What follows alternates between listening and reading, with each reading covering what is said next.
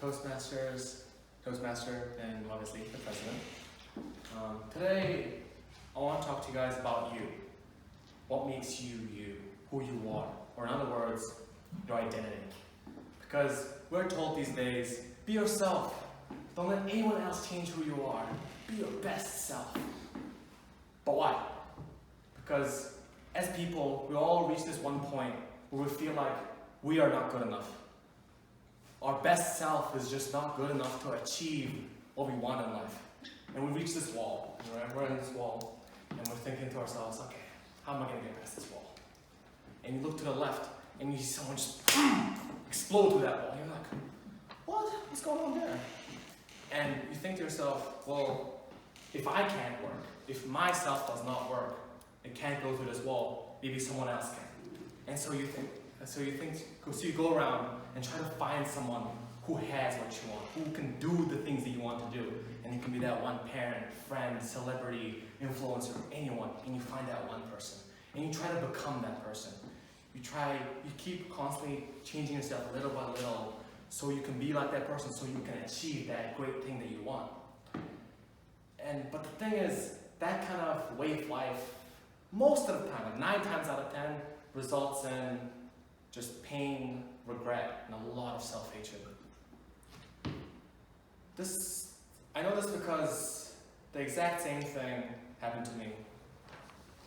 When I was year 9, I was a happy old boy. I loved life. Everything was good.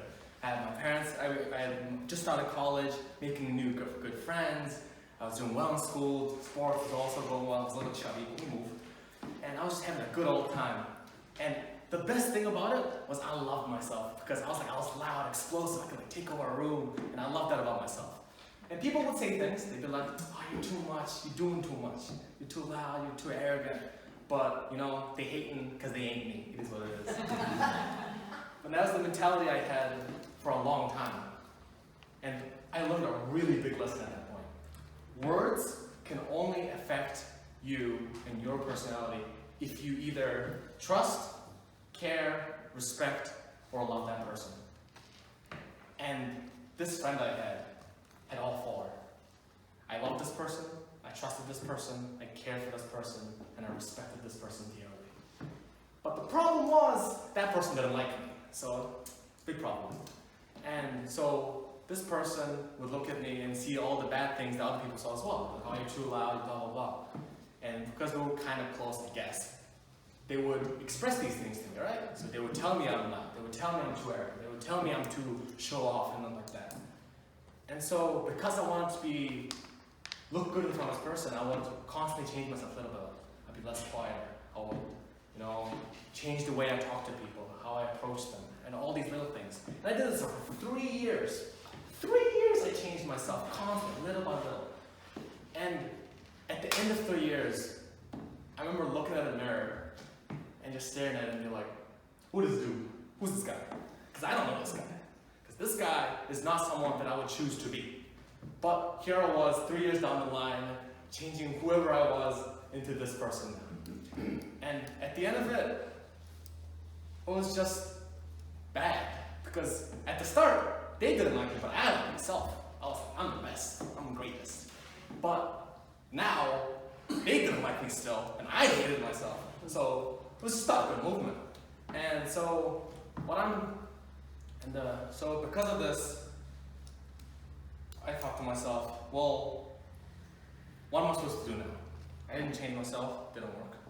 I tried being myself, and it seems it didn't work as well. And so, what do I do now? And I realized that I was focusing on the wrong things. I was focusing on the subjective things that have different perspectives.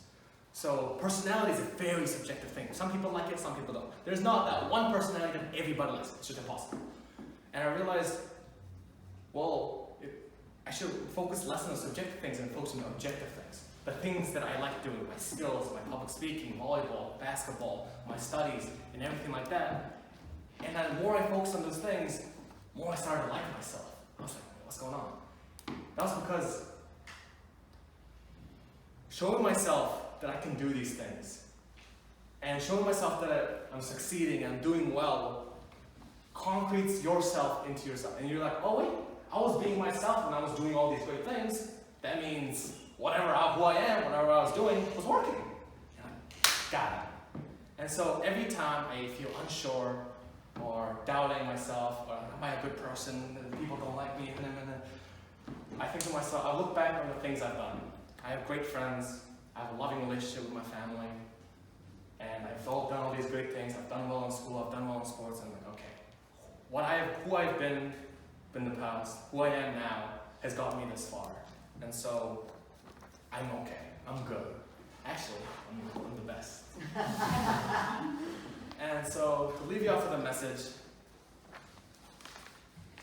if you ever change yourself for the opinion of others, or if you change your personality and your values, you will never, ever be enough. But if you're focusing on the things you can do, practically, like objectively, then that is the moment where you realize that being yourself is the most efficient way to succeed and to also, most importantly, love yourself. Thank you.